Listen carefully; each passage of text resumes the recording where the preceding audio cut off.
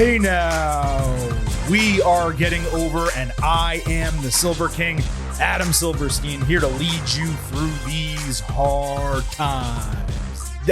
With a special Super Tuesday edition of your favorite professional wrestling podcast. That's right, Getting Over is back once again, but we are here for the first time in a long time on Wednesday. And why is that? It is because NXT and AEW Dynamite went head-to-head Tuesday night in a very special night of professional wrestling. We have an absolute ton to get to on today's show, and I will tell you all of the different areas of this head-to-head battle we are going to touch before the show concludes, but I would be remiss if I did not begin this episode, as we always do, with a reminder that the Getting Over Wrestling podcast is all about Defy. So please remember to head on over to Apple Podcasts and Spotify, leave a 5-star rating.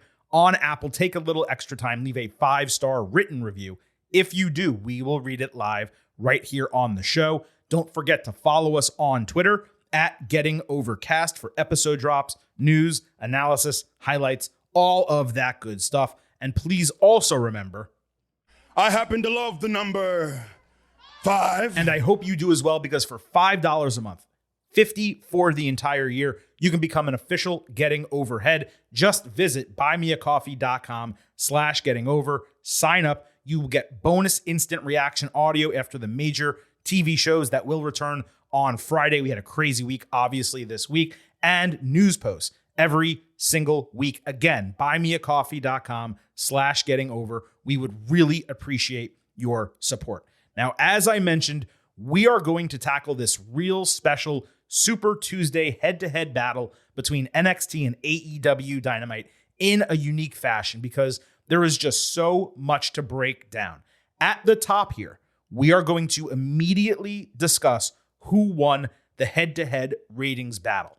Then we will break down NXT, and as a bonus treat, the Silver King was actually in attendance at the WWE Performance Center in Orlando, the first professional wrestling show I have seen live since the Raw after WrestleMania 35 back in 2019. I had the opportunity to watch this very special NXT episode in person, and it was an absolute thrill to watch professional wrestling in person again. So there'll be a little bit of bonus content when we break down NXT. But after that, we're just going to break down AEW Dynamite. There will be elements of Collision and Rampage in there just to add context, and I will give you my critical takes on each half-hour head-to-head segment as we go through that AEW breakdown. Anything from Collision or Rampage that did not have to do with Dynamite will be discussed next week. I had to pull some content out of the show. That way we could get it done for you in a decent period of time. And really, only one element from those shows was important. It was a title change. And again, we will just discuss it next week. And then to wrap everything up, Vintage Chris Vanini will join. We will give a full critical breakdown of the shows, the idea of airing them at the same time, what each show did from WWE and NXT to kind of up the ante. Also, we will discuss Tony Khan's tweets and the way both sides, WWE and AEW, handled the situation. So to fulfill my promise, we're going to kick this off with the ratings conversation. Let me set the stage before we provide the ratings themselves.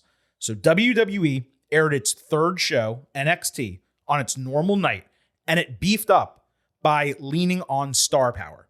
The Undertaker, John Cena, Cody Rhodes, and LA Knight most notably.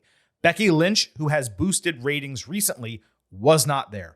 Other names on the show: Paul Heyman, Solo Sikoa, Shotzi. The latter two, unadvertised. Also, there was like Butch and Ridge Holland and Dominic Mysterio and Rhea Ripley, but Butch has been on there consistently. Dom has been on there consistently. Rhea's been on there consistently. So those I don't really count, quote unquote. AEW, on the other hand, leaned on the Title Tuesday moniker for Dynamite, with 2 title changes ultimately transpiring on the show. It was moved off its normal night to Tuesday because of sports, and it built the show around not just those title matches, but the first in-ring action for Adam Copeland, the Rated R superstar formerly known as Edge. NXT went commercial-free for 30 minutes to start. AEW announced the same. They actually went commercial-free for 45 minutes instead to get a ratings advantage. NXT always has between a 6 and an 8-minute overrun. AEW announced it would have a 10-minute overrun. It actually went a full 15 minutes. So to sum it up, AEW had 15 extra minutes without commercial, and then anywhere between 7 or 8 extra minutes of an overrun once NXT ended. Despite that, NXT absolutely dominated head-to-head. 921,000 viewers for NXT, 609,000 viewers for AEW. NXT pulled in a 0.30 demo in the 1849 bracket. AEW came in with 0.26, much closer in the demo than it was overall viewership. For NXT, it was the highest demo since their 10th television episode ever back in 2019, and the highest total viewership since their second episode on TV. That one was unopposed. Dynamite did not exist yet. The biggest gap in viewership, and I found this to be incredibly interesting, it actually occurred without any of the major WWE stars being front and center in the ring. Cody was in a backstage segment, but it was primarily Ilya Dragunov against Dominic Mysterio, head-to-head with Jay White and Hangman Page, plus an MJF segment. So both champions, the NXT champion and the AEW champion, were on screen, and each of them put on a really good match. Yet the biggest gap in viewership occurred during that time. There was someone I responded to on Twitter. They said NXT won, yes, but they would have lost without WWE throwing the big stars on the show. That's an accurate statement, at least when it comes to the demo. However, if you're going to say, well, WWE put their big stars on the show, if you're going to do an apples to apples comparison, you would have to take off Edge's first match, probably remove Bryan and Swerve, and not call it Title Tuesday if you want a regular NXT against a regular Dynamite on the same night. Otherwise, you're talking about a loaded Dynamite against a regular NXT, and that's not a fair comparison either. As I said, WWE leaned on their stars. That's their greatest strength. AEW leaned on their in-ring product, which is their greatest strength. And they lost by more than 300,000 total viewers, a 33% margin. Let's also note that NXT on different nights has actually been coming close to AEW ratings over the last few weeks. So if they went head-to-head with mostly normal shows, I think AEW would have won outright, changing nights, but I don't know that they would have. If it was normal AEW, normal NXT, no special promotion, it may have been close or perhaps even. But that's not the game that was played. We will talk about that game later when Vintage joins after I recap both shows as we review the head-to-head battle together. A reminder, I will be breaking down NXT first, mixing in my experience there. Then we will talk AEW Dynamite, and every 30 minutes of content that we discuss during the AEW recap, I will give my breakdown of who, quote-unquote, won that half hour from a critical standpoint, my opinion, okay? And then, of course, Vintage will come in at the end, and we have a lengthy discussion already planned for the end of this show. So let's kick it off with NXT. And for both NXT and AEW Dynamite, I will be going in order of what happened on the show, no exceptions. So Cody Rhodes opened with his so-called major announcements. They were simply that the men's NXT breakout tournament will follow the women's, and the Dusty Rhodes Tag Team Classic will return. Cody also announced that he was made the special guest general manager for the night. Ilya Dragunov interrupted, basically saying he wanted to live up to the model Cody set forth. Then Dominic Mysterio and Rhea Ripley came out, saying that he was the top champion, not Ilya. Ripley whispered in his ear to challenge for the NXT title. Dragunov accepted as a birthday gift to himself, with Rhodes making the match official in his new capacity. He also decided it needed a special guest referee to keep Judgment Day at bay, and he chose L.A. Knight. Yeah, and he got a huge pop, obviously. So look, clearly Cody's announcements were lackluster after being promoted as major. I wondered in the moment if this was a shot at Tony Khan, who we all know makes announcement after announcement, with most of them falling short of their promotion. If that was the point, okay, pretty funny. If not, yeah, it left something to be desired. But the segment was hot. The fans loudly, and I mean loudly, chanted yeet, which is now officially a thing. They were also loud as hell singing every single word of Kingdom and chanting for Dragunov's birthday. And obviously the booking was exciting on top of that. So definitely a strong start for NXT. Next, we got Asuka against Roxanne Perez. Shotzi surprised on commentary, and Vic Joseph made sure to remind everyone that Asuka was undefeated in NXT. Good work throughout here. Roxy countered the Asuka lock into a pin attempt late, only to get absolutely destroyed with kicks, including a headshot for the clean 1-2-3. I selfishly wanted them to go longer, and I'm sure most agree with that.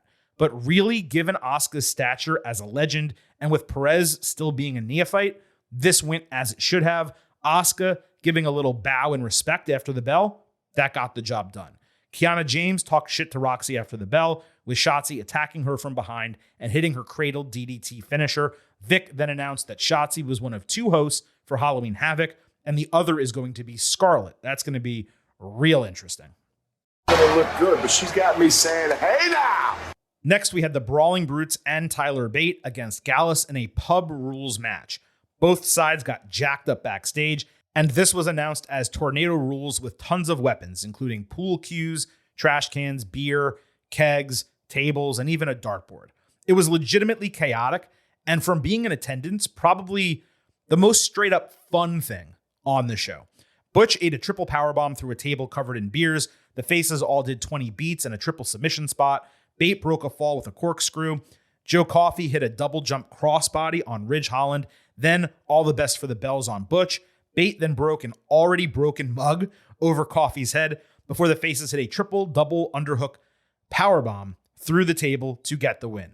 Sheamus, what are your thoughts on this match? Was it a Banger! It was indeed. Like I said, it was an absolute blast from bell to bell. Probably the most interesting thing that Gallus has done since moving to the United States. Certainly not the best one of these matches we've ever seen, but you'd be hard-pressed to watch this and not enjoy it thoroughly. Plus, all 3 faces were badly in need of a big win. 3.5 stars and a B. There was an extended video package for Becky Lynch and Lyra Valkyria that focused on their Irish heritage, and it was narrated by an Irish person. There was footage of Becky visiting her old training school and working with Lyra 5 years ago. It was really strong and a great item to build upon for their title match in 2 weeks. After it was over, backstage, Tegan Knox interrupted her interview saying Valkyria's title match had to wait because she came so close to beating Becky and wanted another shot. Clearly, I forgot Tegan was on this show, but there you go. That was another main roster name. Lyra got heated and refused to let anyone get in her way. This wound up being set as a match next week, which pleased me. I'm just happy that Tegan's getting another match, even though she's probably going to take the L here. So John Cena came out 45 minutes into the show to a legitimately ridiculous pop for an arena that contained 400 people. Cena recognized everyone rapping his song, which was loud, I can confirm. He said it gave him street cred again. He put over NXT in a big way, not just for what it does for young talent, but for the crowd, the atmosphere, and making main roster talent wanting to go down there. Braun Breaker interrupted with fans using Cena's theme to sing "Braun Breaker sucks." Breaker said fans actually wanted to see him, not Cena, and fans chanted bullshit, to which I credit USA Network. They only bleeped the shit part of that, not the entire phrase nor the entire segment. And there were multiple occasions during NXT on Tuesday where the F word or the S word was used, and USA deftly only bleeped the curse and not the rest of it, which allowed the promos and the other things that were happening to shine through. Fox could learn something from that. Kudos to USA Network.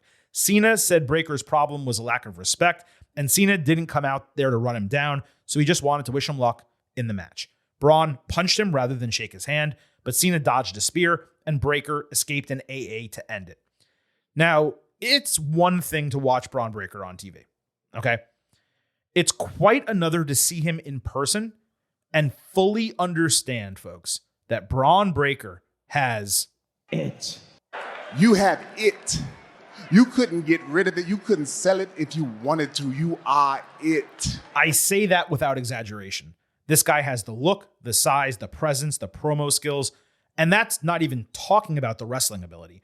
I've mentioned Carmelo Hayes and Julius Creed as male superstars who may wind up being main eventers on the main roster. I definitely took away a new appreciation for Breakker on Tuesday, and that's just from this segment before we even got to the match later. A unique moment I got to see. In the front row corner, there was a guy holding a poster board. Turns out he was the fan that Cena rap battled like 15, 20 years ago while he was walking into Sunday Night Heat. Old fans will remember that. Cena saw the guy when he first got in the ring, immediately recognized him, pointed at him, and made sure he went over later, dapped him up, and took a picture. There's more cool Cena stuff that I'm going to talk about in a little bit that you did not see on TV, but it was really smart of WWE to get Cena in 2 big spots on the show, a 3rd backstage. And this confrontation with Breakker was fantastic. I could actually see this as like the John Cena retirement match one day. I wouldn't be surprised if they actually do that. Cody bumped into the D'Angelo family backstage. They offered a heavy Italian explanation of a match type they wanted to determine a number 1 contender. Rhodes just did not understand them. So Stacks clarified it. Hey man, we want a 10-team battle royal. The last 2 teams fight in a regular match. The winner of that is the number 1 contender. Cody said it reminded him of his dad's crazy match concepts back in the day. He named it the Bada Bing, Bada Boom Battle Royal.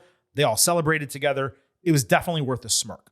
Going back to Cody's earlier announcement about the Dusty Classic, I thought it was a missed opportunity to do something super interesting, like either make the Dusty Classic a multi-brand event across all 3 shows, or maybe include some main roster teams down in NXT competing as part of like a 16-team field.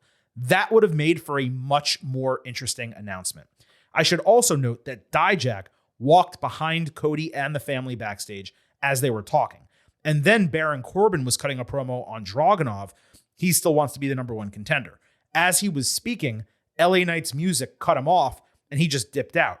In the arena, I thought production made a mistake, but it was clearly done on purpose to piss off Corbin. Next was the NXT Championship match, Dragunov against Mysterio with Knight as the special guest referee. Knight did get a strong pop, but it was an easy 4th on the show behind Cody, Cena, and someone else we're going to talk about in a little bit. Definitely not louder than any of them. The yeah chants that you heard during this match, they were spurned on by one guy who was flinging insult after insult at Dom, and the crowd was responding to his call by saying yeah. I actually wish this guy was mic'd up. It was legitimately hysterical. So these guys also put on a show. The tide turned on a Dom chop to Ilya that sent the crowd into a frenzy and kind of left Rhea shocked at ringside. Dom missed a 619, then countered Constantine's special and hit a 619 for a false finish. He also hit a cool DDT through the ropes, but Ilya hit a powerbomb and the H-bomb. Finn Balor and JD McDonough interfered. I forgot to mention them. But Knight hit McDonough with a BFT to kind of eliminate him. Dragunov then ducked a belt shot from Ripley. Trick Williams ran down and pulled her off the apron, cradling her in his arms. They looked at each other in a really fun moment. And then Dragunov hit Torpedo Moscow for a fun fold-over cover on Mysterio to get the win and retain his title. Not to be lost here is that Knight did a superb job as a referee, for real. He was good in the role, but he also reffed in a leather vest, jeans, Timbs, and sunglasses. It was hysterical to watch him dressed like that, refereeing a match. The glasses never came off, even when he hit the BFT. And the Timbs, I posted a picture of this that you can zoom into. They had LA Knight burned into the side of them. So make sure you look at that. The match itself was strong. The finish was phenomenal. Crazy exciting to watch. 3.5 stars and a B. Ilya was parading with the title after the bell when Corbin came out to confront him. Instead, Dijak surprised him from behind with a big boot and then yelled in Corbin's face. Corbin later complained about it with Cody, and Rhodes decided he would set a number 1 contendership match between Corbin, Dijak, and the winner of the main event. That made sense, but I'm telling you, and I've said this many times, Dijak needs to tweak his gimmick. It just doesn't really work. There was a really fun backstage segment with Cena, Mello, and Trick. Cena started propping up Mello, who promised to bring the ruthless aggression. Mello then apologized to Trick for last week, saying he left because Williams said he didn't need him. Trick said it's not the time for that with Cena there. Cena made a "you can't see me" joke. And then Mello said he was going to beat Braun, get back the NXT title, and Trick would also get the North American title back. Williams didn't really seem satisfied with that. Mello left. So Trick asked Cena, "How do you know when it's your time?" So Cena took him aside. He's like, "Kid, let's talk." This was a really smart way to continue the Trick and Mello story. It also integrated Cena as like a mentor, willing to work with both of them. And they played some of the catchphrase hits, which is always cool. It was probably the coolest moment on the show, just in terms of a veteran being used perfectly in the moment. NXT Anonymous, that count on Twitter, found Paul Heyman pointing out the Bloodline logo on the back of his phone to Ava, The Rock's daughter, while speaking with her backstage. Very smart interaction, especially given Ava's storyline of being without a home. We talked about this last week, or maybe it was 2 weeks ago. It seems way too early to bring her up to the main roster and put her in the Bloodline. She is not at all ready, not even close. But at least they followed through with the relationship opportunity. I know The Rock didn't interact with the Bloodline when he was on SmackDown. That was almost certainly not to raise expectations and then not deliver. WWE, they have their faults. They're very conscientious about stuff like that. Jade Cargill stepped out of a white SUV to shake hands with Shawn Michaels. He promised it would be a wild night. The fans went absolutely ballistic just seeing her out of the car. Holy shit chants, all that type of stuff. There's not much else to say about it, though. I did think they might actually put her in front of the crowd, even if it wasn't on TV, just her walking around, people cheering for her.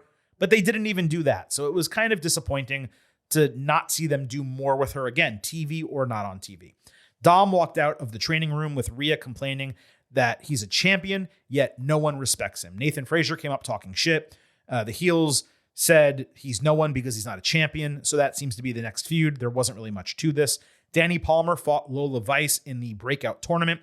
Palmer missed a Phoenix Splash and a standing moonsault. Vice locked in a neck choke submission with her legs, only for Palmer to flip her over in a really cool pinning combination. But Lola escaped and kicked her square in the head for the win. Definitely the right winner. Vice is more polished than Palmer. She has a higher current ceiling as well. The plan for Palmer was to work with Sol Ruca, and she should be back in a few months, so I wouldn't be surprised if that tag team restarts soon. So on Tuesday, let me note, I actually spent nearly 4 hours sitting next to and speaking with Lola's sister and her best friend. Both extremely cool people. The sister is 22. She's training in Orlando to be a wrestler, not yet at the WWE Performance Center. It seems like once she gets the baseline stuff down, they're going to accept her in there. The friend was just visiting. She had never seen wrestling before. So that was a really fun experience for me, getting to speak with them. They were both really cool, really proud of Lola. She did great overall, but to sit next to someone who had never seen wrestling before and have this be their first show, and then sit next to the sister of one of the stars of the show, it was really cool to be able to interact with them and see the show from their perspective.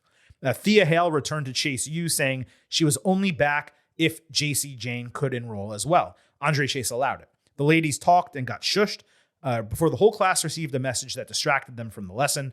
Chase snapped at a guy, chucked his phone against the wall, and told him to not go on his mother effing phone in class. Jane informed Chase that they were excited because the message said the guys would be in the tag team battle royal, and the class gave them a round of applause. She's clearly manipulating. Chase clearly knows it. It was probably the best out of any of their segments together. The Brian Pillman Jr. vignette, it completed its run here with the TV stopping on an old loose cannon vignette of his father and old footage of Pillman speaking in WCW. Pillman Jr. said everyone was fond of his father. They had great memories of him, except him. He said that he lost his dad at age 4, and after trying to do everything there was to do except wrestling, he's been unable to escape it, so he's embracing it with a plan to inflict pain on the business that brought him grief. He said he's nobody's junior, and he's taking on the last name of the real father figure in his life, King. Now, apparently, WWE has trademarked the name Lexis King, which honors both his sister and mother, who also tragically passed away, both of them. I've seen people criticize this name and call it feminine. Do I love the name? No. Is it feminine? Also no. Lexus is a non-gender specific name. It means defender. So it absolutely fits a wrestler. Pillman actually went by the name Alex King when he was younger. And while that name is better, my guess is that WWE couldn't trademark it or didn't want to use it because he used it already. They certainly were not going to call him Lex. So Lexus it is. That's pretty much the only other choice they had. But besides the name, the video package was fantastic. I didn't love this tape job he had around his hairline and beard line. It looked really strange, almost like it was makeup. But the promo was on point. The character direction makes sense. And it's all a great way to reinvent him by giving him the look without the name. It exceeded my expectations, and straight up, this was better than anything he ever did in AEW on its own. Kiana, backstage, thanked Asuka for leaving enough of Roxy for her to finish. Then Blair Davenport came in speaking Japanese with Asuka, which I presume she learned from her time in Stardom. Then Kalani Jordan came in, shook Asuka's hand, and ran away like a giddy fan. Tiffany Stratton stopped Fallon Henley from introducing herself, trying to make herself look good. Henley took exception to being interrupted, while Asuka just kind of rolled her eyes and dipped out into her dressing room. It was a fun segment, and it was actually cool to see Blair interact with Asuka. Heyman backstage pumped up Breaker, saying he has the best of what his father and uncle have to offer, all in one package. Paul said Braun is the main event of WrestleMania in the future, with Melo being the only thing that stands in his way. Braun promised to break anyone that stands in his way, and Paul then called Roman Reigns. Nothing extra to talk about on this segment. So the main event, Melo with Cena against Braun with Heyman. When NXT went to commercial after the babyface entrance, what you guys did not see is that Cena went absolutely wild. He literally jumped into the front row of the crowd. He dapped up a ton of people, let people take pictures of him, selfies. I did not try for one. Then he used my shoulder as a base and climbed over me into the center of the crowd, where he got straight up mobbed by fans. I posted a picture of this. I have never seen a wrestler do this after a show. I mean, I've seen wrestlers go into the crowd, like Becky Lynch has done it, and the Street Profits have done it, and obviously a number of other wrestlers. But during a TV broadcast, this was ridiculous. And you need to remember, John Cena is not just a legendary professional wrestler. He's a legitimate celebrity. Like, he's been on late night TV shows and he starred in movies. It's wild to see this guy get this crazy during a commercial break at NXT in an arena of 400 people. We kept saying to each other, like the people that were in attendance, why the hell is he doing this? Like, all he had to do was walk around ringside and shake some hands, sign some things. He didn't have to do any of this stuff. And he didn't even have to do that. John Cena gave all of these fans, kids, adults, whatever, legitimate memories, like personal moments with dozens of people. It was legitimately fucking wild to witness this happen. Good on him. And I should also note that he spent more time with that rap battle guy in this moment. I was talking about that earlier. He gave him a good 30 seconds, 45 seconds. That was pretty cool.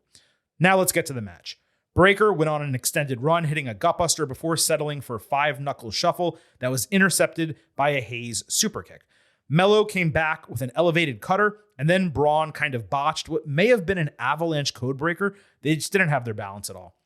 Melo dodged Braun into the post, but Breaker countered nothing but net with his press power slam. Braun picked up the steel steps, only for Cena to steal them away and kick him in the shin. Suddenly, Solo Sikoa ran down, so Cena drilled Sikoa with the steps, chased him out. Melo then hit Braun with a codebreaker at ringside. He jumped into the ring for nothing but net to earn the win. However, just seconds after the bell, Breaker speared the soul out of Hayes, and it looked like he was going to stand tall in the segment. I went 3.75 stars, B+ for the match. What's really interesting about Melo and Braun is they're both great in the ring, but far better wrestling other people as opposed to one another. I'm not saying this was bad. Clearly, that's not the case. I gave it 3.75 stars. It was super entertaining, but it was another situation where it was neither their best, maybe not even their second best of their matches to this point. It was the right main event. Cena's kick gave Breaker a bit of an excuse loss. Plus, the post-match spear put him on a good track for what was to come. So, after the spear, Breaker grabbed a mic saying, win or lose, There's only one badass in WWE, and suddenly the Undertaker's gong hit. Braun looked like he saw a ghost, a great sell. The American Badass theme hit, and Taker rolled out in a chopper. When I tell you the pop on that gong was the loudest moment of the entire night, it is no exaggeration. Honestly, Taker's entire entrance was electric. Way louder than Cody, Cena, and Knight. Braun got in his face, repeating that he's the lone badass in WWE. The holy shit and you fucked up chants were nuts. Taker put over Breakker, saying he's a special talent and will get his time, but it ain't today. Then Taker straight punched him in the jaw and got Braun up like he jumped on a trampoline for a chokeslam. Then Taker crouched down with some advice. There's always an older, bigger, badder badass waiting around the corner. You just met the baddest of them all. Then he lifted Mello and celebrated to end NXT.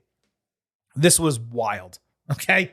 I couldn't help but think, who knows if I'm ever going to see The Undertaker live again? Like, probably not, you know? And I'm seeing him in NXT on a random Tuesday night. He was clearly out of shape, a little bit pudgy, but the aura still existed. And everything he did was perfect. It was an exceptional setup to have his return make sense in the moment. Braun sold the hell out of the situation. He sold the hell out of the punch and the chokeslam.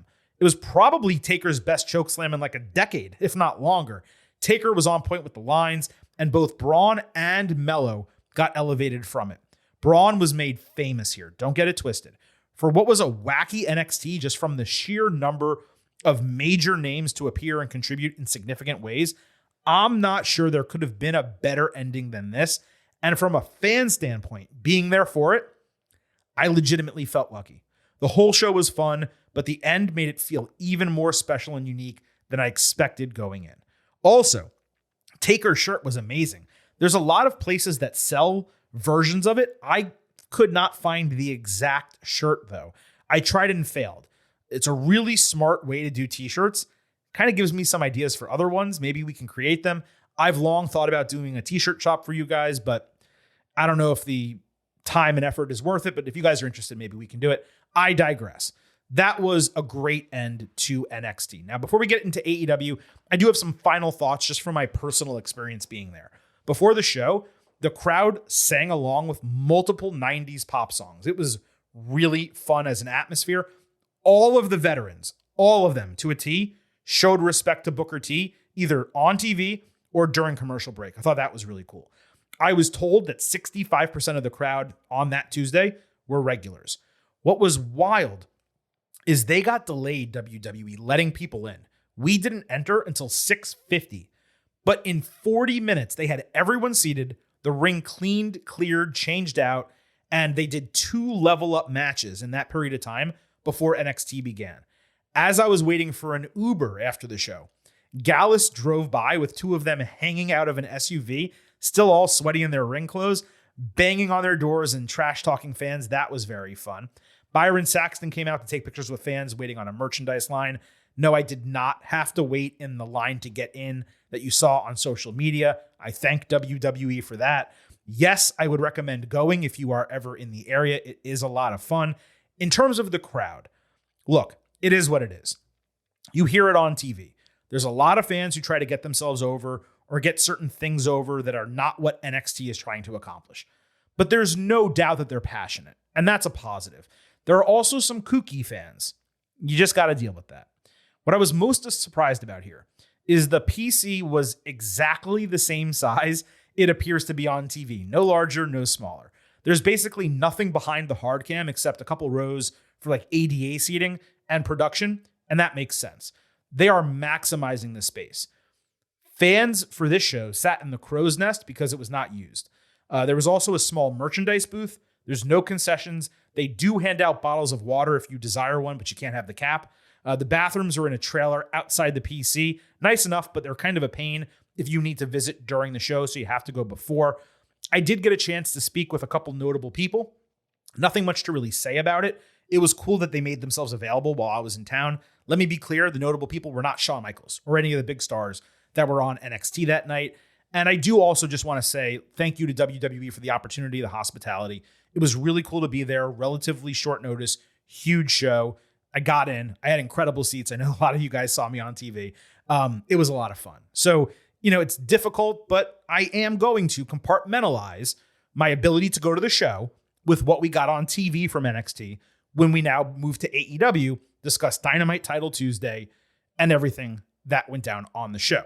As mentioned, I'm going to pepper in some Collision and Rampage notes, like bullet points, just to clarify things that happened on the show. But this is going to be an entire breakdown of AEW Dynamite. And after every 30 minutes, I'm going to pause and let you know who I believe won that half hour between NXT and AEW. So let's kick it off. Nick Wayne on Collision got a promo backstage on Darby Allin. He told their story. He said Christian Cage was the father figure that he needed. It was solid. Adam Copeland was the main event of Collision, saying he wasn't totally surprised by Christian turning on him. The heels attacked. Edge speared Luchasaurus and hit a Copacution, awful name, on Wayne. Darby saved him from a concerto. Then Darby ate one on his injured arm. The storyline didn't really hit for me. It kind of just felt like stretching it to get to this match. Anyway, let's go to Dynamite. Christian Cage opened Dynamite from the production truck, cutting a promo ahead of the Bryan Danielson versus Swerve Strickland #1 contendership, basically saying he has problems with both of them. He also took credit for starting Dynamite commercial free. I thought it was the wrong move to start with Christian in a bland setting as opposed to Danielson's ring entrance. On Collision, Danielson beat Kyle Fletcher in a 3.5 star B+ match. Gates of Agony attacked. BCC made the save. So we had Danielson against Swerve on Dynamite, #1 contendership for the TNT title. Bryan blocked the 450 with double knees and hit a jumping knee off the apron plus a missile dropkick. He later had Swerve in a label lock and butterfly submission for a rope break. Danielson sold a rib injury while running back and forth and hitting the turnbuckles. Swerve caught him with a kick to the head and a Swerve stomp for a false finish. Swerve also did a really cool flip over Michinoku driver while holding Bryan horizontally on the top rope. Hangman Page ran in and stole Prince Nana's crown out of Swerve's hand. This was during a distraction period. Bryan then hit the Psycho knee and got the win. This was an exceptional match, and it was smart to give Swerve a marginal excuse for the loss, with Page being the reason. It made perfect sense given the way the Wrestle Dream match ended. Swerve is the truth. We talk about that all the time. Bryan is Bryan, and we talk about that all the time. 4.25 stars. Easily the match of the night. My biggest surprise was that it didn't get more time. I guess the idea was that attention spans might be short, and putting on a 20 or 25 minute match might have people turn the channel at points, so they made it wrap up relatively quick. Samoa Joe cut a dapper promo for the second straight week. He talked about being dominant and violent, saying he's going to begin his ascension towards greatness this week on Collision. Whatever that means, it seems like he's going after MJF, even though he lost clean to him.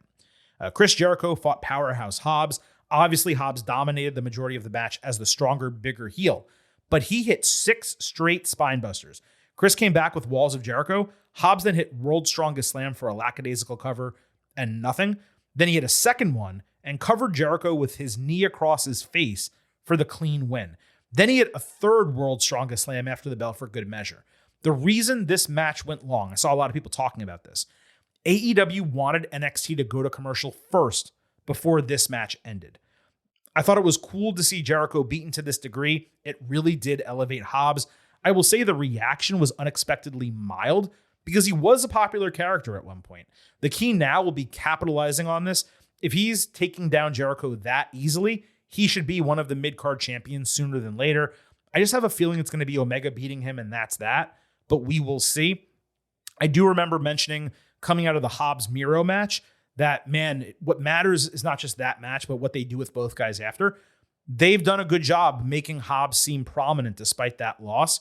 Miro, they've done the backstage stuff with former Lana, CJ Perry, and that's it. So this was the end of the first 30-minute commercial-free battle. AEW actually went 45 minutes commercial-free, as I mentioned. While NXT had the better non-wrestling stuff during the opening 30 minutes, AEW was definitely superior in ring, and I would give Dynamite the clear W through the first half hour because Bryan Swerve was really strong. So if we want to do like a point system, 1-0 AEW through the first half hour. Adam Cole was still at Roderick Strong's house a week later mowing his grass. He briefly said, "What about these guys?" referring to the Kingdom, but then just said never mind and mowed the grass anyway. Roddy gave him a new Neck Strong shirt, and Cole asked why there was no cell phone service or TV because he wanted to see what MJF was up to. Cole left to finally get surgery. but Strong called him back for one more thing. I maintain that this does not make a shred of sense. And while I did chuckle once last week, it's also unfunny. I didn't laugh at all this week. I just don't get it. I really do believe it's dumb.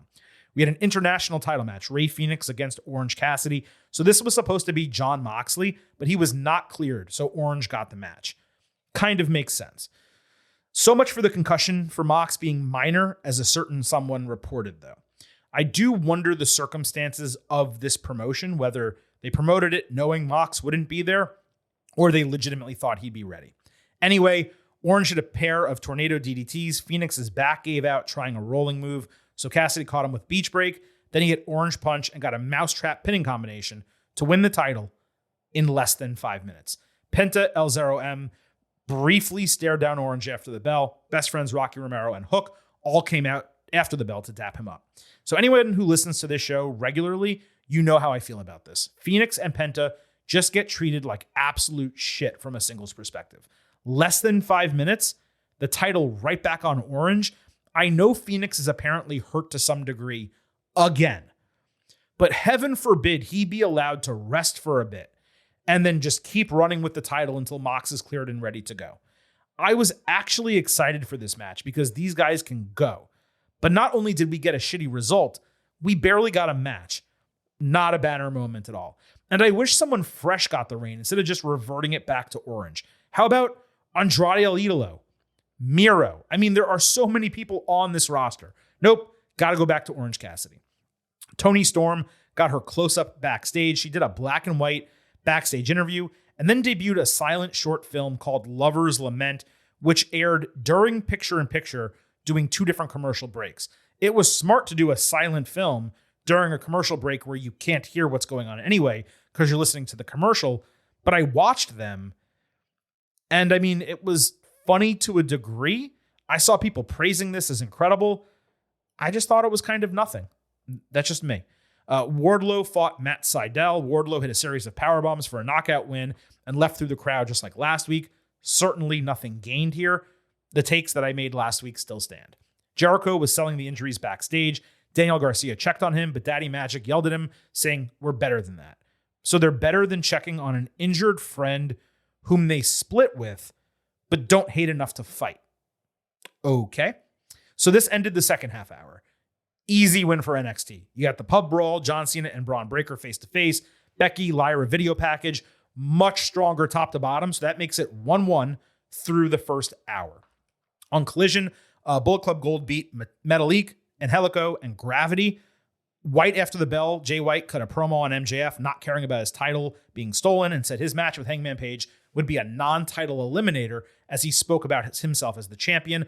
I realized in this moment, they're doing another semi-fake champion reign again. CM Punk left, and now they're doing this with Jay White stealing the title. Hangman Page fought Jay White on Dynamite. This was a 2-commercial break match. White hit a German suplex, took out Hangman's knee, and hit a dragon suplex, but Page no-sold the ladder and hit a lariat. White then stopped Buckshot Lariat, only to eat Deadeye. Bullet Club Gold distracted enough for a delayed near fall. Hangman then stopped Prince Nana from using his crown, with White beating him via high-angle roll-up in 18 minutes. So the 2 biggest matches on the show had interference from Prince Nana. Just think about that. I'm at 3.75 stars B+ for this. The shit finish definitely hurt it. There's not much else to take away. I guess the win helped elevate White as the number 1 contender, but the match was already agreed upon. He's also now 4-0 against Hangman, so given the nature of the match and his number 1 contendership, he was the right person to win. When Hangman eventually beats White, it should be for something that really matters, like a title. So smart for them not to do it here for all the reasons I just mentioned. So MJF came out immediately after this. He confirmed the title match and demanded the Triple B get returned to him. Loud STFU chants when White spoke. MJF said it's the first time in his life he doesn't hate himself because he's earned the fans' respect. He said he cares about Cole and the AEW title and nothing else. MJF put White over for being elite, but said that he's going to be champion one day. It just won't be on his back. Basically, White beating MJF. He demanded White show respect to AEW, the industry, and the fans by handing back the belt he hadn't yet earned. White said MJF hasn't earned it because he hasn't beaten him. White suggested the only other option is for MJF to find 3 guys to wrestle alongside him. And if they win over Bullet Club Gold, White would return the title. I just don't see how this is the storyline for a world title program between Jay White and MJF. A stolen title? I mean, that's like basic wrestling booking. It's 2023. These are two of your top main event stars. I just think this was really weak, and it kind of made MJF look like shit. I'm just being honest. And then came the second half of this segment. So as this was ending, Juice Robinson stopped it cold, and he started calling MJF by his last name, Friedman. Juice said he heard about the Dynamite Dozen Battle Royal next week. I guess it was for the Diamond Ring. He said he planned to enter and take the ring, so they had everything that MJF loves. Then he said he'd give MJF a present that he'll like. And he displayed a roll of quarters with the word Friedman written on it. Robinson said he uses the quarters to knock people out, which is true in kayfabe. And MJF snapped, saying if Juice came anywhere near him with those, he would end his life. Commentary said Juice went a bit too far and explained how MJF had spoken previously about bullies targeting him by throwing quarters at him as a kid. They didn't say it. The reason why that happened, though, is because he's Jewish. So, yeah, this needs to be addressed in a major way. And I really wish it wasn't on this show because we have enough to talk about already. Let me start by saying, plainly, I know Juice uses the quarters to knock people out, whether they're Jewish or not. However, the clear implication of MJF publicly making a deal about the quarter sign a couple weeks ago, then Juice calling him Friedman and writing Friedman on the roll of quarters instead of MJF, which is what he goes by on this show. It was extremely obvious that this was an anti-Semitic angle. There's just no other way to view it. Now, let me give you some background about me, because I want you to put my opinion in context. And I'm going to be honest here, okay? Yes, I am Jewish, as if you couldn't tell by my name. But I'm very casual about it, and I'm not overly religious. And I also don't get offended easily in general, though I will say, due to Jewish people being an extremely marginalized part of society, shots do hurt, and they are noticeable. With all of that said, in no way was this acceptable. Not at all. Not in general, and certainly not this week with Israel being attacked. Literally the worst possible timing for something like this. Even if you stretch it and take it from the angle of, well, Juice isn't doing this because he's anti-Semitic. He's preying on MJF's emotions from anti-Semitic things that happened in his past. That doesn't make it any better. A non-racist who uses the N-word to get a rise out of someone would be the comparison. That's not okay either. And even if this is like a character Juice is playing, it's a character AEW is choosing to put on screen. Now, I have no issue with the idea of telling nuanced stories in wrestling, but you're simply not going to be successful telling a nuanced story about race or religion. Maybe the best example of it ever being done was Kofi Kingston's road to WrestleMania, Kofi Mania. And even then, they were very, very careful about the way they handled that. And you certainly do not try to tell a nuanced story during a religious war that is the top story in the actual real-world news cycle right now. Now, MJF came out in defense of this Wednesday afternoon. He compared it to the Muhammad Hassan story in WWF, with that guy playing an evil Muslim terrorist in comparison to MJF actually being Jewish. He said the idea is to bring catharsis to people who are bullied for any reason. And apparently he's also speaking at some stand-up to Jewish hate thing, trying to tie the two together.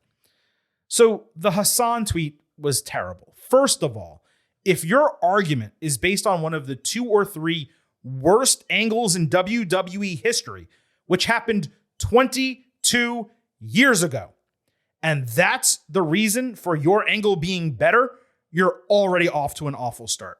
Also, while Hassan was not a Muslim, MJF is right about that, Daivari was, and he gave the same explanation then that MJF is giving now. And it doesn't even make sense because Hassan was the villain in that story and MJF is the hero in this one. Even if this will eventually be more nuanced than what WWE did. What WWE did or did not do, whether they succeeded or failed, does not justify you doing something similar now in 2023.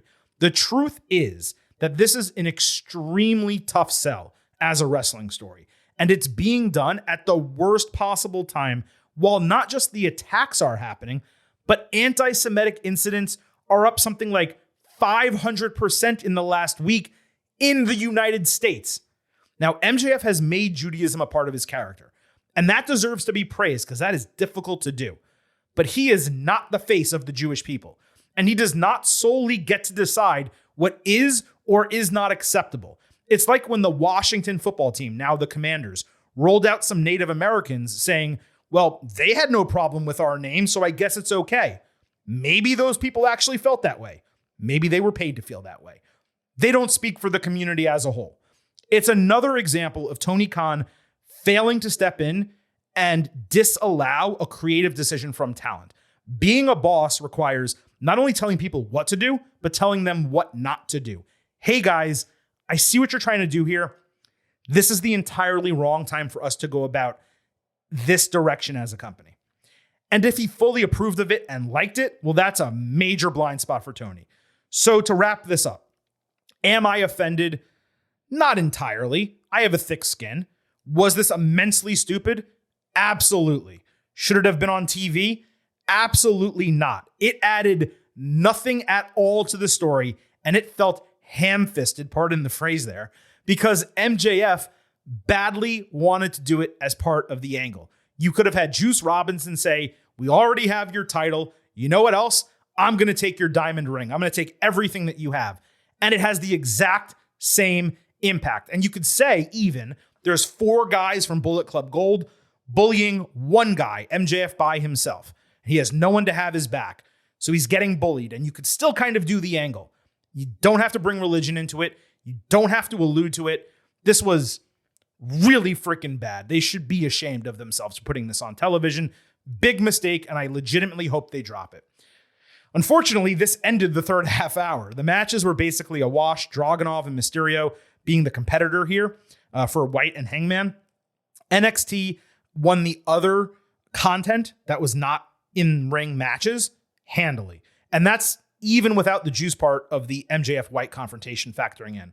I much preferred what we got from NXT in terms of storyline building and just entertainment. So that gives NXT a 2-1 edge through 90 minutes. On Rampage, Hikaru Shida and Chris Statlander beat Marina Shafir and Nyla Rose. Shida hit it nightcap for the win. Head of the match was Saraya. There was no reason for this match happening. On Collision, Toni Storm beat Kiara Hogan. It was more about continuing the character. Ruby Soho learned that she was banned from ringside for the title match on Dynamite. So, AEW Women's Championship, Saraya against Hikaru Shida. During the match, Shida stopped and masked Ruby Soho from spraying her with the green stuff, turning around and spraying Soho. Then Storm ran down and beat Soho with her shoe. She got a pop. Saraya ate a German on the apron, Meteora outside and Shining Wizard inside. Saraya caught Shida off the ropes with Nightcap for a false finish. The referee stopped her from using a kendo stick, and when he took it away, Saraya sprayed Shida in the face and hit a second Nightcap for another false finish. Fans chanted, "Holy Shida," that was cool. She came back with a Falcon Arrow and a double reverse pinning combination to win the title in 11 minutes. I went 3 stars and a B- for the match. Shida became the first 3-time AEW Women's Champion, and Saraya's reign ended at 44 days, which means the title change at All In was purely for the spectacle. They really had no plans to do anything with her. Hopefully, Shida holds it for longer than 25 days. She is now both the longest and shortest reigning women's champion in AEW history. It was smart to do the title change on the show given the competition. It felt obvious coming in, and honestly, Saraya looked pretty weak the way this was booked. 2 finishers and the spray paint or whatever you want to call it doesn't do anything. Shida hits 1 finisher and it's over. During Dynamite, Tony Khan on Twitter promoted a major announcement for the show. The announcement was that AEW will be donating a ton of toys to Toys for Tots. Don't get it twisted. Great for AEW to do that, but to promote that as a reason to tune into TV, That's an even worse announcement than the one that Cody did on NXT. That's ridiculous. MJF backstage declined an interview saying he wanted to call his boy for advice. Cole actually picked up, saying he's still at Strong's place. MJF said he needs Cole's help, listing everything that's going down. And the reception cut out as Cole suggested earlier that it might. Acclaimed and Billy Gunn then came up with Max Caster, suggesting they could be his partners to help him get the Triple B back. MJF just walked away. Gunn then admonished Caster for making decisions for all of them and asked why he cared about MJF. Caster talked about their history, and he made an innuendo about MJF playing hard to get. The background is that Caster harasses MJF on Twitter in a really good-natured way. So it was good storytelling on the MJF situation and a much better explanation on Caster's deal with MJF, which had not really been explained on TV, but needed to be explained on TV. There's a lot of times AEW just assumes you know things. They didn't do that here, and it was better for it. Christian entered with Luchasaurus cutting a promo on Adam Copeland. Christian said he's not worried about Lucha or Nick Wayne turning on him. He said Copeland took a ragtag group, dressed them up in Halloween costumes, and convinced them they're tough. He said Copeland tried to be a leader, but he's a father to Lucha and Wayne. Obviously, he was referring to Judgment Day here. So it was pretty interesting that they chose to snipe at the number 1 or number 2 faction in professional wrestling right now. But okay, he said Copeland's career is pointing down while his is pointing up. Cage then made a couple comments about Beth Phoenix, saying he'd replace Copeland as their kid's father. So he ran out to go get Christian. Edge did after the last comment, with Luchasaurus catching him with the lariat finisher before the bell even rang. Now, you've heard me use this term before. This was very much a try-hard promo from Christian. He was attempting to get some oohs and ahs from the crowd. It didn't really hit for me, mostly because you know they're best friends in real life, and nothing he was saying was true. And it wasn't cutting enough to make you think, oh, maybe I can suspend that disbelief. I did like the way he juxtaposed his position by pointing out he's a father, not a leader. That was key, but taking a shot at Judgment Day was wholly unnecessary. Now, this basically ended the final half hour, though there were a few minutes of wrestling included in it as well. But I got to tell you, it was another win for NXT. They had the Pillman segment, Asuka and Heyman. Those were all non-wrestling segments, plus the majority of the Mello and Braun match. And that put it 3-1 NXT before the overrun. So Copeland fought Luchasaurus. Copeland immediately ate a tombstone at the bell. He came back a bit later with an impaler DDT and then a superplex. Christian began walking down from the stage, which distracted the referee for some reason. Wayne put a chair between the turnbuckles. Luchasaurus dodged a spear into them. Then he had a chokeslam on Copeland for a false finish. Luchasaurus propped some steps outside. So after Copeland dodged and moved, he ran off the apron, jumped off the steps as a launching pad, and hit a spear. It looked great. Unfortunately, he only hit half the spear. Wayne distracted again. Cage brought down the TNT title. Copeland stole it from him, knocked Lucha in the back of the head, threw the title back to Christian, knocked Wayne off the apron. Lucha, for some reason, thought Christian used it on him, so he was distracted, and he ate a spear from Copeland for his first AEW win. I enjoyed this match way more than I thought I was going to. 3.5 stars and a B. The ending was a bit silly with Copeland overcoming 3 guys by himself. Wayne attacked Edge after the bell, so Bryan saved him because he's challenging Christian. Then BCC came down because Bryan was getting beaten, so then Gates of Agony came down. Bryan tapped out Christian with the label lock. Edge speared Wayne. Swerve and Hangman got involved at some point. I don't even remember seeing them until I saw them fighting off the screen. It was almost a bit too chaotic, but the intention was clear, and it was executed decently well to keep fans glued in so they could maximize that rating, not just in the overrun, but the unopposed portion of the overrun. Now, in terms of the overrun, as mentioned, AEW had 5 to 7 extra minutes here. They went 15, whereas NXT went about 8. So the comparison is nearly the entire Copeland match to the finish of Mello and Braun and obviously Taker. Without Taker, it would have been very close. But Taker completely blew this out of the water. That was a perfectly executed segment. So it does wind up 4-1 towards NXT from a critical standpoint, just looking at each of the 5 segments head to head. And that is my full breakdown of the 2 shows. Clearly, I felt NXT was just better, top to bottom, more interesting for sure, more entertaining. Being there in person certainly helped, but I did rewatch all of NXT from the USA Network broadcast, and I watched it immediately afterward Tuesday night. I shouldn't say immediately. I did take like an hour and a half. I went to a great restaurant in Orlando called Tori, a Japanese restaurant. Truly outstanding place. But after I got back to the hotel from that, then I watched NXT. So I got a fresh perspective of what it was like that night. Different experience being there live, watching it on TV. But nevertheless, I did think just NXT top to bottom was the stronger show. And I did post a poll on Twitter. I was really surprised about this, I got to say. I asked everyone which show they enjoyed more for those who watched both. And it just wasn't close. 81.3% said NXT was better. 18.7% said Dynamite was better. And like 200 people voted in that poll. So that was not a small sample size.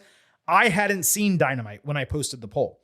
So I thought, there is no way that's accurate. That just has to be a lot of WWE fans voting. But after watching the shows, I get it. I can see why a 20% portion like Dynamite more. The in-ring quality, you could say overall was better. Maybe they just like the product better.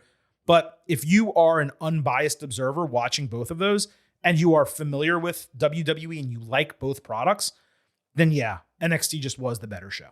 Okay, so now that I have said my piece about this NXT AEW Dynamite battle, let me welcome in vintage Chris Vanini. Now, Chris, I already broke down the ratings for the shows.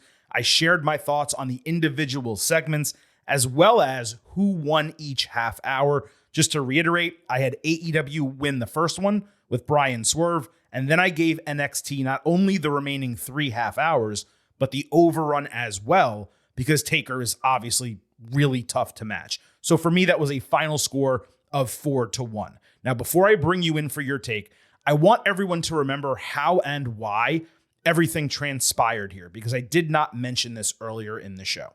So NXT is always on Tuesdays. Dynamite got moved due to sports. They announced Title Tuesday, and they announced that Copeland would have his first AEW match head-to-head against NXT. So WWE answered back by putting obviously massive stars head-to-head. AEW then announced a 10-minute overrun, which NXT normally gets about 7 or 8. AEW actually went 15 minutes. So they had 5 to 7 minutes extra compared to NXT. That helped with the rating. Then WWE announced a commercial-free 30-minute start. So AEW announced the same. To reiterate, they actually went 45 minutes commercial-free, 15 longer than NXT, again helping their rating. And AEW also announced a 30-minute buy-in pre-show for a TV episode, which was Eddie Kingston against Minoru Suzuki. This despite Kingston having no reason to defend the title against him. So by that context, just to break all that down, AEW took the first salvo, the opening salvo, and the last 2 or 3 here based on the way they reacted to what WWE was doing for NXT. Now, previously, Chris, you and I also discussed the context of the situation. But for anyone who didn't listen to that show, I just want to reiterate it here. AEW did not want to lose to NXT head-to-head, and they also needed to look strong because they are negotiating a new TV deal soon. WWE is in the middle of negotiating a new TV deal for Raw and NXT, and it certainly did not want to lose to AEW, but it was primarily focused on protecting its turf. They didn't ask for the battle. AEW brought it to their shore and loaded up the show against them. So then, when AEW threw a lot, WWE clearly decided it was going to try and leave no doubt. And I think what some are missing is that this was Dynamite, AEW's top show, yes, on a different night, against WWE's third show. There was still a lot of developmental talent on NXT. It's not like they took Raw and just put it on Tuesday night to combat AEW. And critically, as I explained to everyone, I think WWE won handily. It was a better show from top to bottom in terms of entertainment value. AEW did have the best match with Brian Swerve, but that was really about it as far as I was concerned. So, Chris, now that I've kind of set the stage, what was your take on the Super Tuesday night battle between NXT and AEW Dynamite? That this was fun. I loved this. I love this battle, and like in a good natured way. Like you don't need to pick a side, one or the other, react to this or that, this side or that side. Like All that matters was the fact that we have two legitimate wrestling companies means that they had incentive to put on the best show they possibly could, that they can take talent from each other, that they can pay talent more. This is exactly why AEW existing is such a good thing for wrestling. I'm saying that up front. I'm not trying to be corny. Before you continue, literally, let me interject. You said both companies trying to put on their best possible show. I think NXT put on its best possible show. Do you think AEW succeeded in putting on its best show? And do you think NXT did also? AEW tried to put on the best show it could with what it has on the regular. NXT put on the best show it has using all of these bigger names that it has within WWE. And that's ultimately the difference. NXT won because it was on its normal night, because it was able to bring in Cena, Undertaker, Cody, and all these other things for one-off situations that you're not going to be able to do on the regular. And so, yes, NXT was a really good show. That's not what you're getting every week from NXT. You're not getting anything close to that week to week on NXT because you can't. And that's fine. I think also, like, in terms of the ratings, for wrestling combined to put up those numbers when you have baseball playoffs, the start of hockey season, 3 college football games, and the whole stuff going on in Israel that's taking up cable news all the time, like, that's pretty darn good numbers for everybody. And for AEW to only lose the demo by a small amount, given all of that, I wouldn't say it's a win, but I'd say, like, it's a positive sign to come out of all of that when you don't really have any other numbers to point to. So I just thought, like, the whole buildup, I was excited about it. And all the people who would get mad about, oh, this company's doing this, so this company did this, oh, they're just copying them. Like, yeah, man, that's the point. They are competing with each other. They want to draw more attention, and that's a good thing, and it was fun. Yeah, now, if this was weekly, and we saw what it was like weekly in 2019, though, NXT was very different then, and AEW is very different now, than what they both were. We saw that head-to-head, and you can't do what happened this week, every single week. It's not possible. But it was a one-off situation for both shows. I think you're a little incorrect in saying that this was a normal AEW show, or they do what they normally do despite moving nights. They loaded this show, or they tried. I mean, they did what they did with normal talent. Well, they don't have the ability. I mean, what were they going to do? Go drag Ricky the Dragon Steamboat back out, or Bret Hart? Like, right? That's what I'm saying. They don't have that ability. But that's what I'm saying is that correct. AEW tried to put their best foot forward using their brand and using what they are about, which is the in-ring product, the professional wrestling aspect of it. WWE, they did bring in the major stars. There's no question about that. What I loved about them bringing in the major stars, by the way, is not like they didn't just have like John Cena versus LA Knight on the show. Every single big name star was utilized to put over the developmental talent. It's not like they ran like a Raw 25, and it was the main roster plus the big stars. It was big stars plus developmental talents. I mean, they had Danny Palmer against Lola Vice on this show. Like, that is as developmental as it gets, right? Like, they still kind of stayed true to what they were doing, but just using the stars to elevate every single thing that you saw. So, but to that point, and that is the difference. WWE is a bigger company. WWE is a more popular company. It's as hot as it's been in a long time, and it could pull out the types of big guns for this show that AEW just can't. And that's just the state of the companies, and that's fine. Yeah. And to your point, when you sum total the ratings, it basically did a Raw, when you combine them, a Raw versus Monday Night Football. Like, it did 1.5 million viewers, 0.56. Like, that's a very successful Raw against Monday Night Football. And for that to happen Tuesday against all the sports that you mentioned and the big item that's happening in the news, that's impressive for wrestling in general. But I do think that when you contextualize what kind of AEW did here, where they were the ones that said, hey, look, we're not only going to air our show on your night because we really don't have another choice, But we're going to load this up with Edge. We're going to load it up with Bryan Danielson against Swerve in these huge matches, and we're calling it Title Tuesday. And the idea that was out there, and we did discuss this last week, that WWE shouldn't do anything or shouldn't pull out their big guns and should just kind of take it. I never understood that. I'm glad they didn't.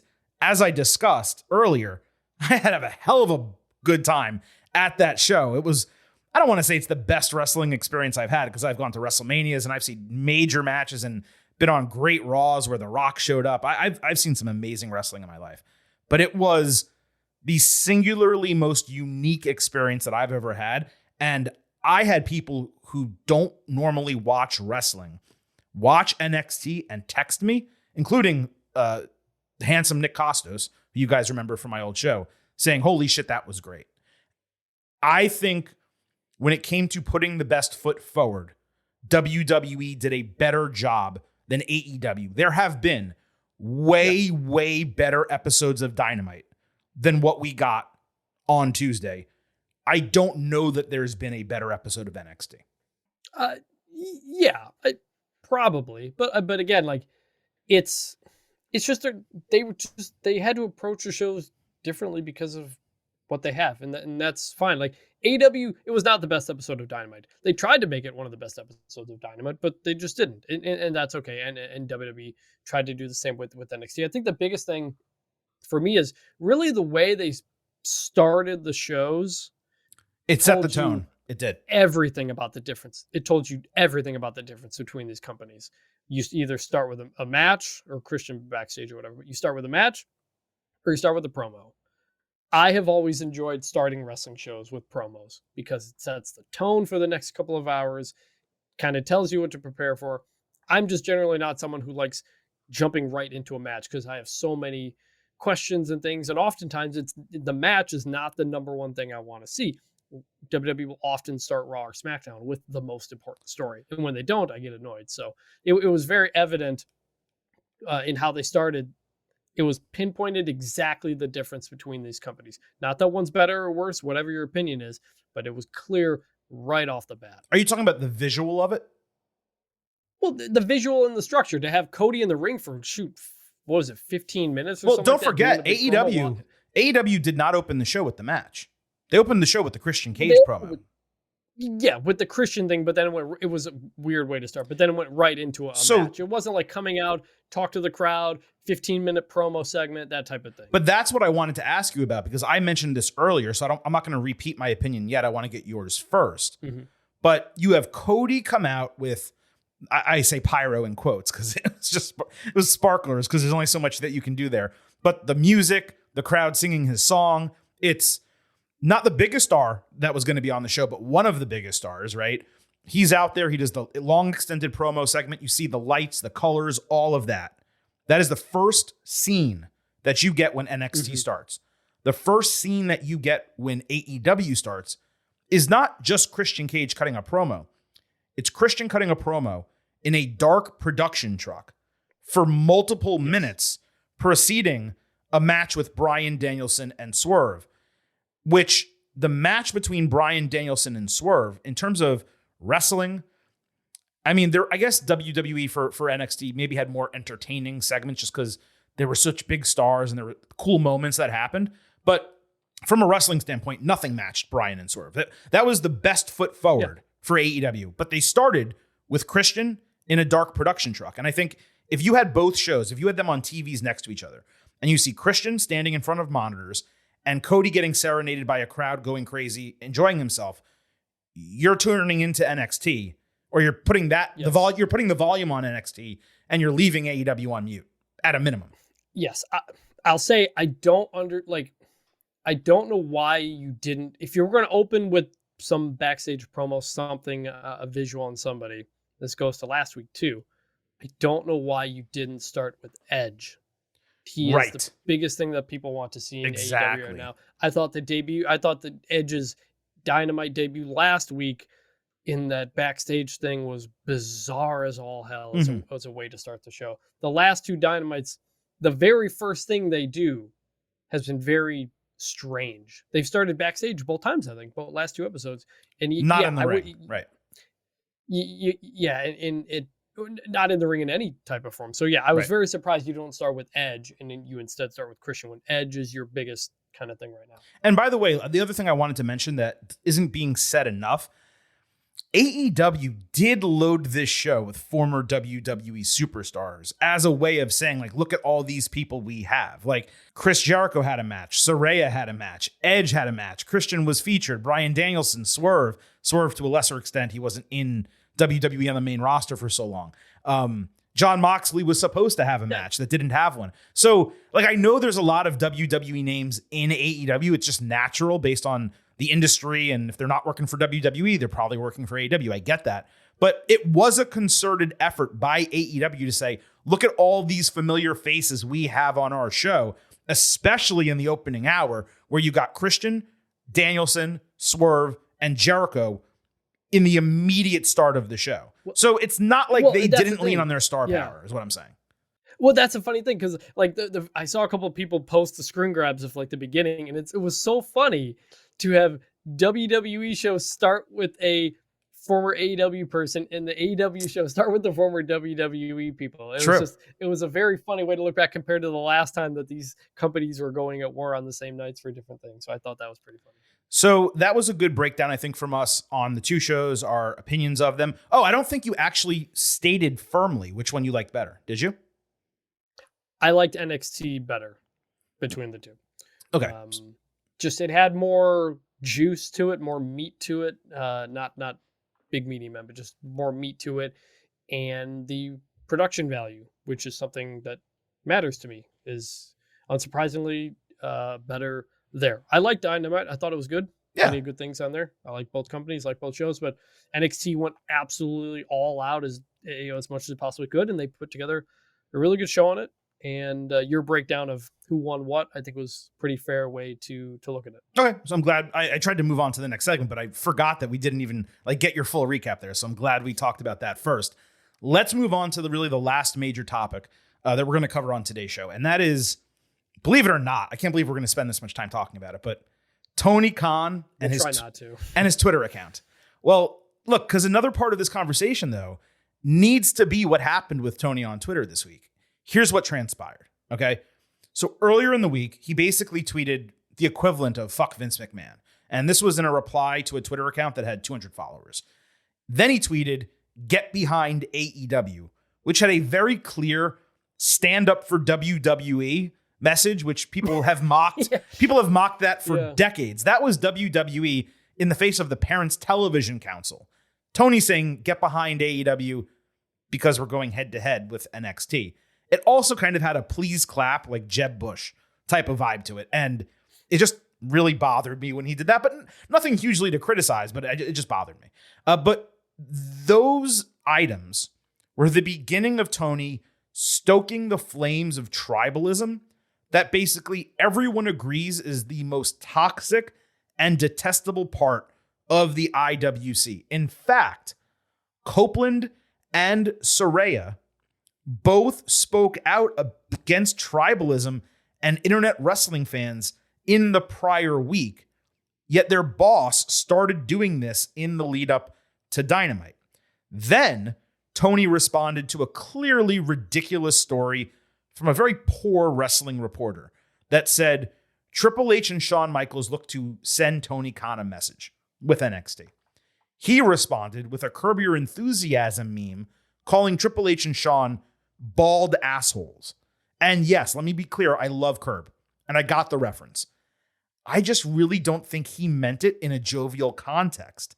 It seemed serious. Again, stoking the tribalism flames. Then, 42 minutes into Dynamite, he tweets, "We still haven't taken a commercial break." Next, he promises an important announcement. This is during the show, and it's about a charitable donation. Then he tweets that the overrun is indefinite 3 times as a last gasp to get viewers.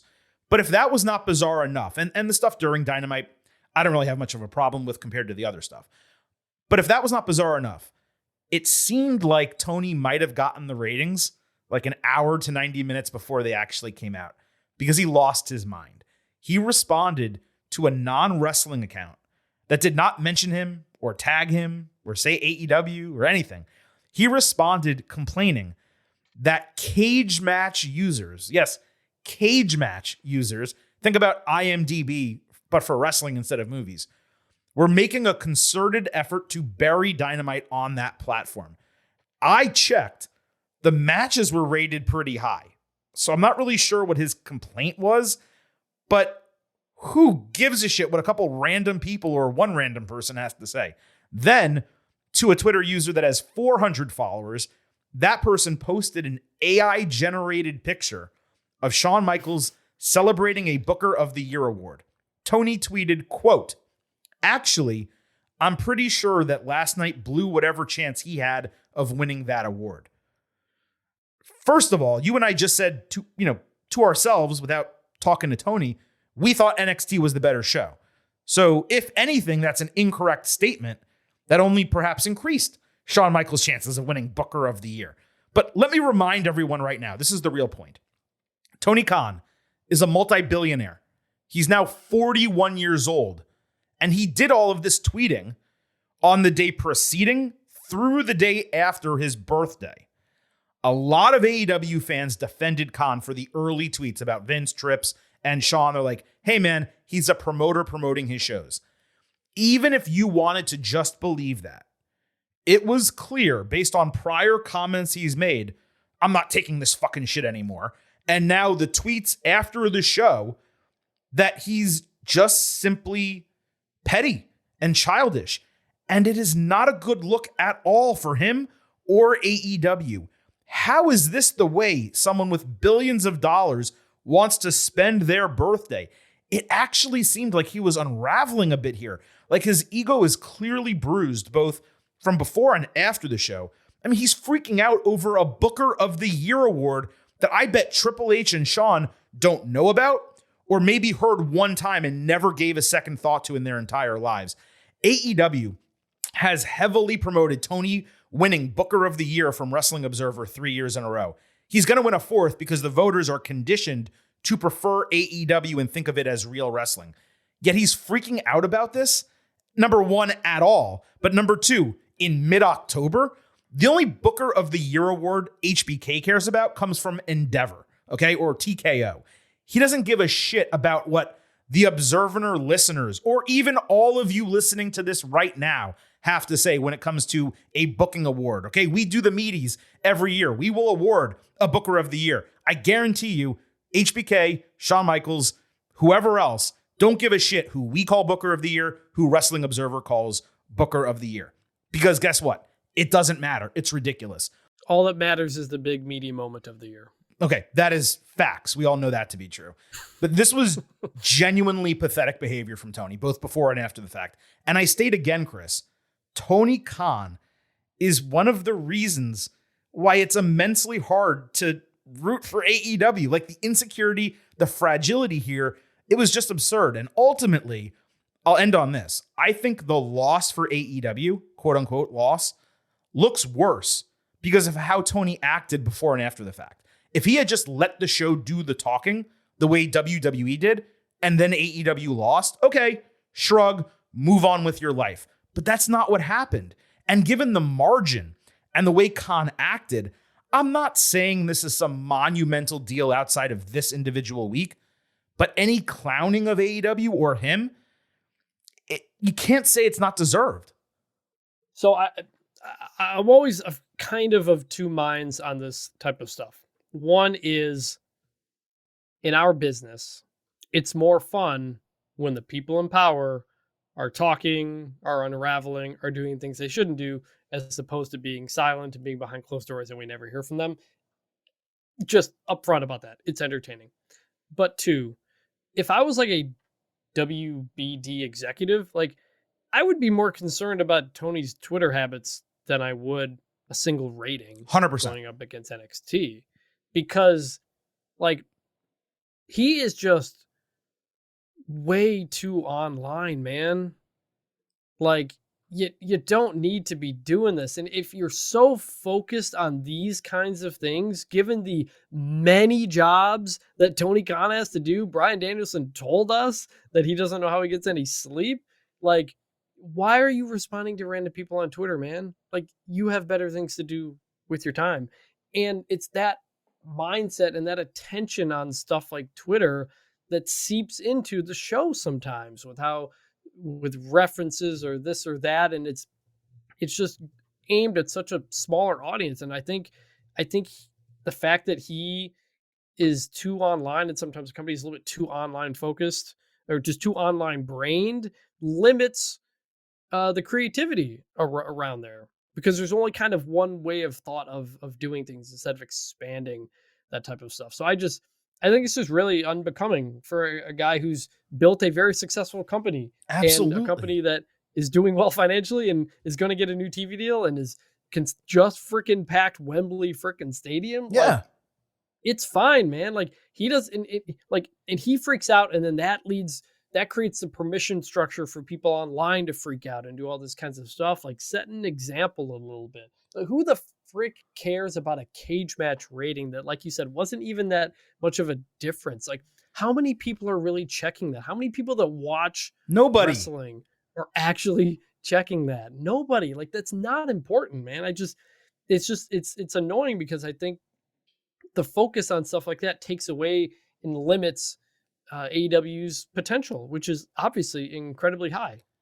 You made the best point, I think, out of all of it. AEW has been so freaking successful. They do so many things that are great.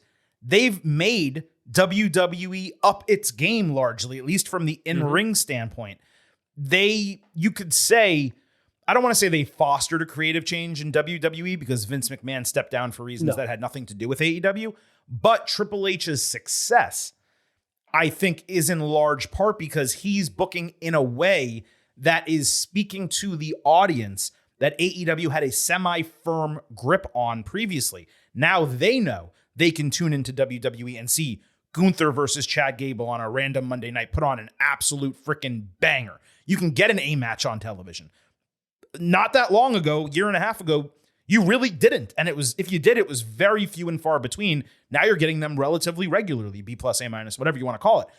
But that's the larger point. It's that AEW is doing so many good things, but time and again, and I'm sick of this fucking shit. When he said it that time, there were other situations where Tony's tweeted or said things in press conferences or taken offense to like WWE not giving him the time of day, where like, why should they? I forget the exact situations. I'd have to go through my mental Rolodex. There was a booking an event on Labor Day situation. Oh, right. Too. As if he like owned Labor Day and they couldn't do it on a different day, or earlier in the day at 4:00 and AEW had one at 8. Like, it's just time and again, Tony not being able to get out of his own way.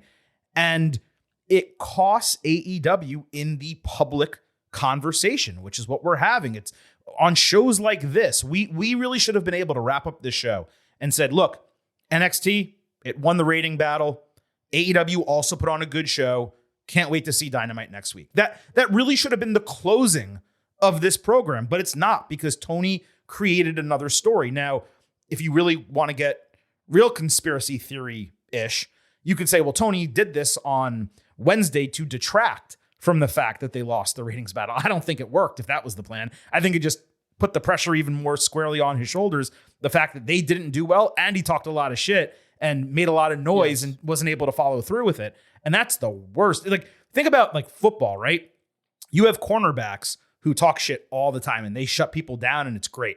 Well, the big moments are when the wide receivers get over on those cornerbacks. When Darrelle Revis or Deion Sanders or whoever talks a lot of shit, and then whomever goes off and has a 200-yard, 3-touchdown game, that guy looks awful. In the inverse, if he didn't talk any shit and the guy had a big game, it would be like, wow, that guy had a big game over Darrelle Revis.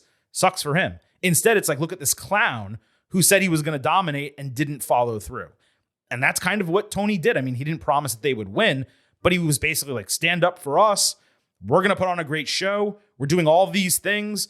WWE's attacking us. And all we did was move nights, go head to head with them, and book a really strong show before they did anything. But it's their fault, not ours. They're the bad guy. We're not. It's like, no, man. Like, it was a regular competition. You both did what you had to do. You lost, and now you look worse because of it. And here's the other thing, by the way. He sometimes does this to try to rally the troops for a big show, all that kind of stuff.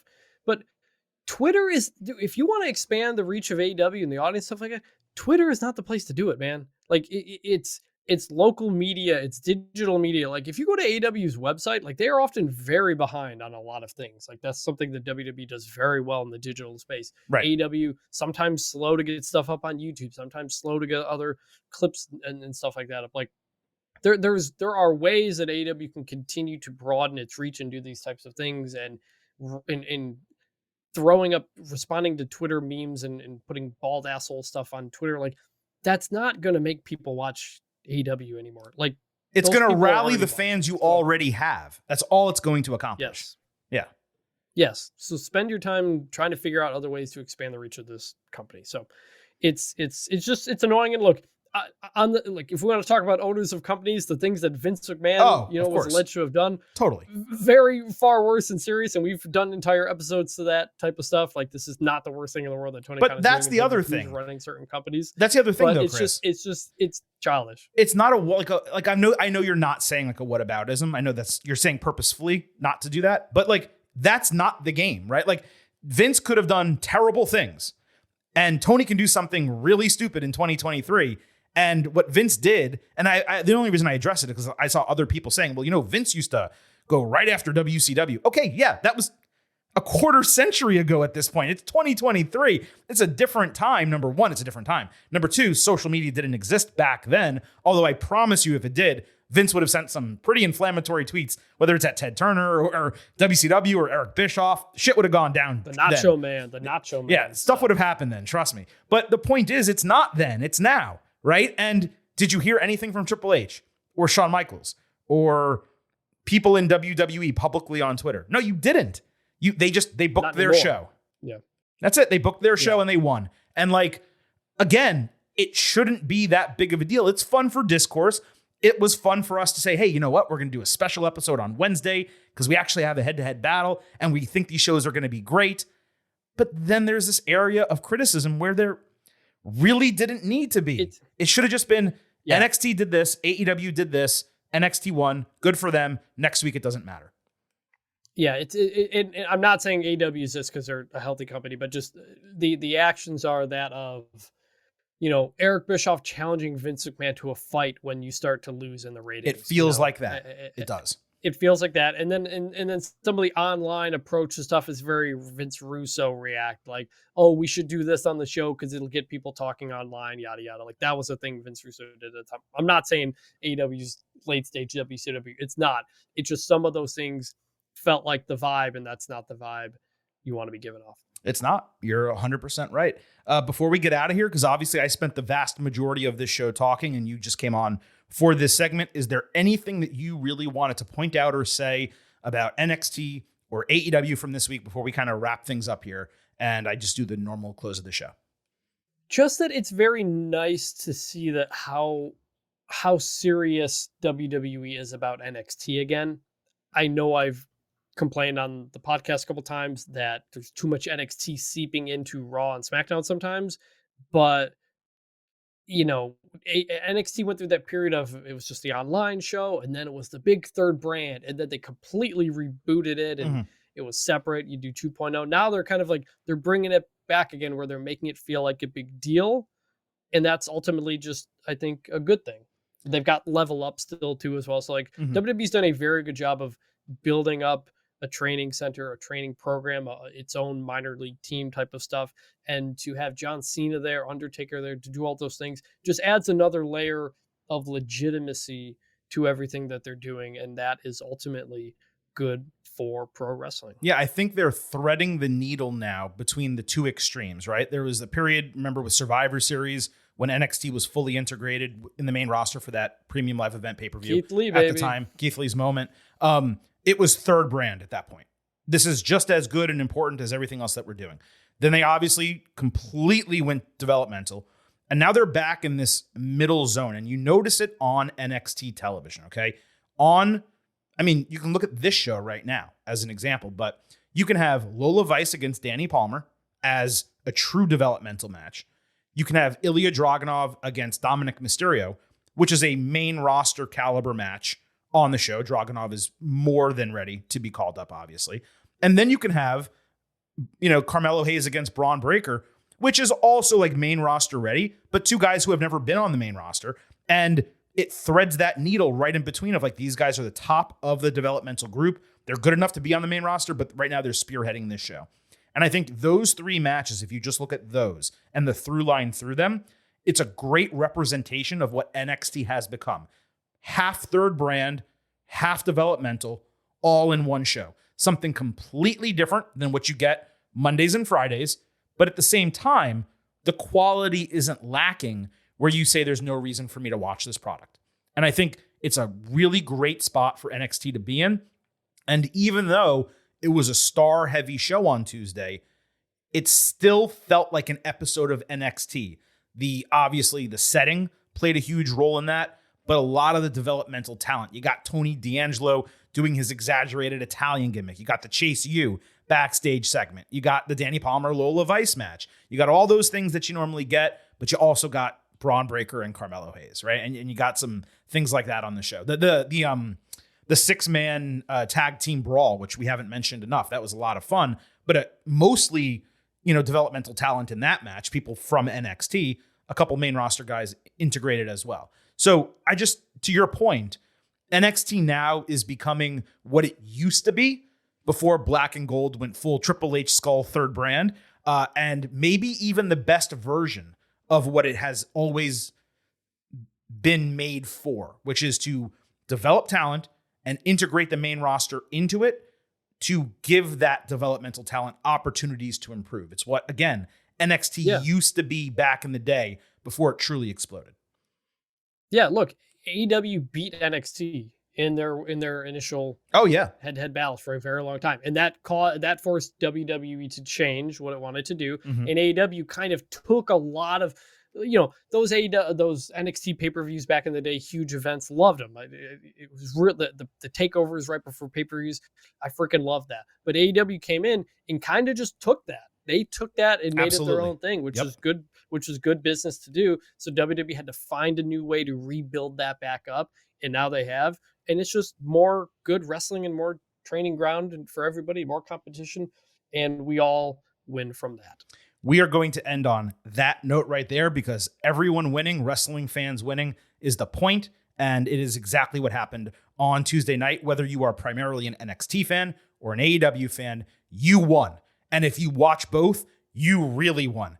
And if you got to go to Orlando and sit front row and watch The Undertaker and John Cena and Cody Rhodes and LA Knight and Asuka, by the way, let me mention that, then you're the Silver King. And you really freaking won. So with that, let's wrap up this edition of the Getting Over Wrestling podcast. Thanks, of course, to Vintage Chris Vanini for joining for this extremely important final segment. On the way out, allow me to hit you with all of our reminders. First, that the Getting Over Wrestling podcast is all about Defy. So be sure to leave those 5-star ratings for us on Apple Podcasts and Spotify. Take a little extra time. Leave a 5-star review on Apple Podcasts. If you do, we will read it live right here on the show. Don't forget to follow us on Twitter at GettingOvercast for episode drops, news, analysis, highlights, all of that good stuff. Please also remember, I happen to love the number 5. And I hope you do as well, because for $5 a month or $50 for the entire year, you can become an official Getting Overhead.